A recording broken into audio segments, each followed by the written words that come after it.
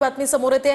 कालच्या जाळपोळीच्या घटनेनंतर दौंडच्या यवतमध्ये सध्या जमावबंदी लागू करण्यात आली आहे। तर 15 जणांना या प्रकरणी ताब्यात घेतलंय। दौंडच्या यवतमध्ये काल 2 गटात तणाव निर्माण झाला होता। छत्रपती शिवाजी महाराजांच्या पुतळ्याचा अवमान सुद्धा करण्यात आला होता। दरम्यान व्हॉट्सअप ग्रुपवर आक्षेपार्ह पोस्ट नंतर ही हिंसा भडकली होती।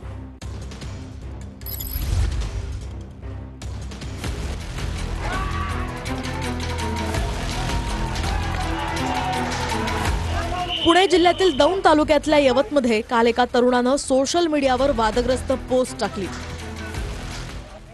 यानंतर यवतमध्ये 2 गटात हिंसाचार उसळला।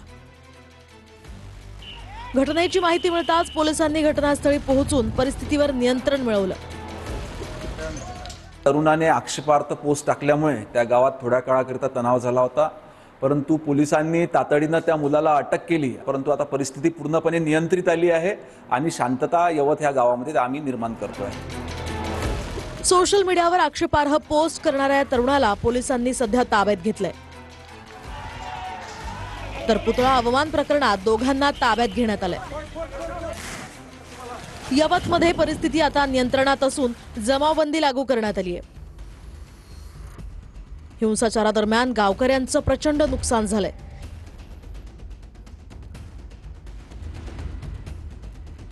या घटनेनंतर अजित पवारांनी परिस्थितीचा आढावा घेतला। यवतमधील घटना निषेधार्ह असल्याचं म्हणत कायदा हातात घेणं चुकीचं असल्याचंही अजित पवार म्हणाले। अफवांच्यावर विश्वास ठेवू नका।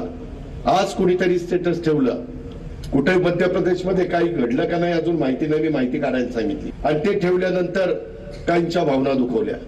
लगेच काहींनी तिथं गर्दी करून काही तर थोडीफार तोडफोड केली। कशाला कायदा हातात घेता? जोपर्यंत चंद्र सूर्य आहे तोपर्यंत कुणी मायेचा लाल, घटनेचे शिल्पकार डॉक्टर बाबासाहेब आंबेडकरांचं भारतरत्न यांचं संविधान काही कुणी बदलू शकत नाही। तर कुणीही कायदा हातात घेऊ नये असं आवाहन संग्राम जगताप यांनीही केलंय। की तिथल्या आमच्या सर्व सकल हिंदू समाजाच्या लोकांनी कुठल्याही प्रकारे कायदा हातात घेऊ नये। पोलीस प्रशासनाला तिथलं जे काही प्रशासन असेल, कुठलंही प्रशासन असो, त्याला सहकार्य करावं। यवतमधील तणावानंतर इंदापूरमध्ये पोलिसांनी रूट मार्च काढला। दरम्यान या संपूर्ण प्रकरणी आता पोलीस अधिक तपास करतायत।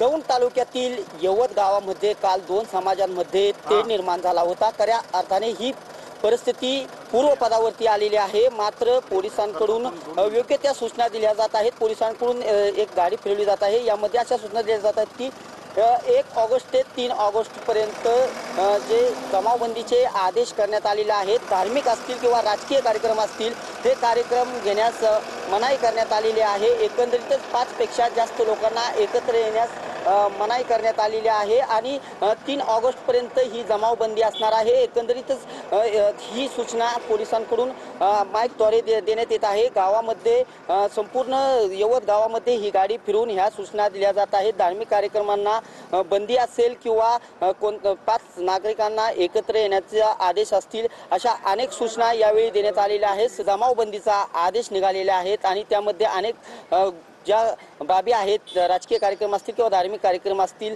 5 पेक्षा लोकांना एकत्र न येण्याचे जे आदेश काढले आहेत या माईकद्वारे गावामध्ये सांगितल्या जात आहेत। कॅमेरा पर्सन नागेशसह मी दीपक कापरे, TV9 मराठी, यवत। 26 जुलै रोजी एका तरुणानं छत्रपती शिवाजी महाराजांच्या पुतळ्याची विटंबना केल्याचा आरोप आहे। संबंधित तरुणानं मद्यधुंद अवस्थेत हे कृत्य केल्याचा आरोप होतोय। तरुणाचा मोबाईल आणि चप्पलही घटनास्थळीच मिळून आली असा दावा केला जातोय।